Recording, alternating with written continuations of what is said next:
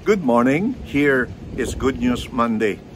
I just came back from my Monday walk and I praise the Lord. I got to walk almost 8,000 steps today, about 6 kilometers, and I praise God for that. Now every Monday, the Lord gives me an opportunity to take my walk. I was hoping to share a message earlier, pero I wasn't able to do it because yung aking paa masakit. I wore yung aking medyas medyo yung makapal siya, so it tightened my shoe, and so one of my toes was in pain, so I said I better go home. But coming home and being able to find a place that I could record a message, it just gives me joy. Right now I'm here at this our garden, yung aming veranda is it's a place where say Emma, she had plants here, but since Emma stays in Hong Kong these days, we are now the ones who take care of it. So you can see po how beautiful itong orchid na ito. Talagang namumulaklak siya talaga, and on the other side there is also that thing there. But even more beautiful than this orchid's flower, I have a more beautiful message for you today. You see, the good news this Monday is that there is a way that you're longing. There's a way that this insatiable hunger, insatiable, yung meron kang gutom, meron kang uhaw, there's a longing in your heart that cannot be quenched. It cannot be satisfied by anything or anyone else.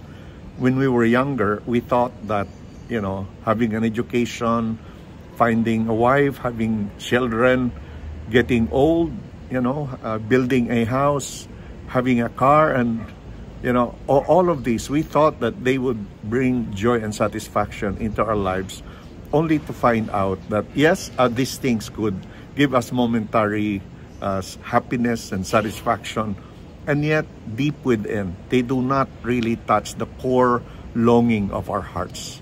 And that's why this Monday it's just so incredible that our reading this morning is Psalm 42, and it's the cry of a psalmist.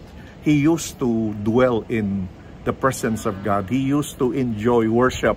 He used to march along with other people going to the temple in order to fellowship with God, to offer sacrifices to the Lord. And yet that opportunity is gone, and he looks inside of his heart and it's empty, and he cries out to God. Sabi niya, I saw a deer longing for water, and I'm like that deer. I'm like a deer who hungers and thirsts for something that cannot be satisfied at all.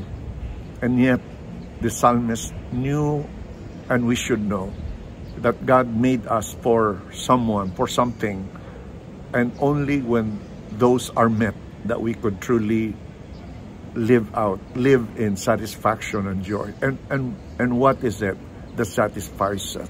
What is it that we so hunger that nothing else in this world could fill it up? Well, that is the Lord Jesus. That's a personal relationship with Him. To live in such a way that you know that you are loved, that you are valued, that you are treasured, that the triune God opts and chooses you, that the triune God values and treasures you, that the triune God loves you and welcomes you into His presence. And when you have it. That's the thing. Alam mo kung wala ito. Alam mo kung meron ka nito. This person has been removed physically from the temple, and for him, that's the worst thing that could ever happen. And alam po natin, the worst thing that could ever happen to a person is to live a life away from Jesus. That's why this morning, I recorded this message so I could share to others that the only way, that there is a way where your longings are satisfied. There is a way where you could be reconnected with God. The one who created you, the one who sent His Son to take your place at the cross of Calvary, invites you to come to Him. The Lord says, come to me and I will give you rest. Come to me, the Lord says, because I have the water that could quench your thirst. Come to me because I laid down my life to become food for your soul. Come to me and live with me forever. Would you say yes to Him today? Please do it for your own sake, for your own good. Amen. God bless you. Thank you for sharing this message to others. Bye-bye po.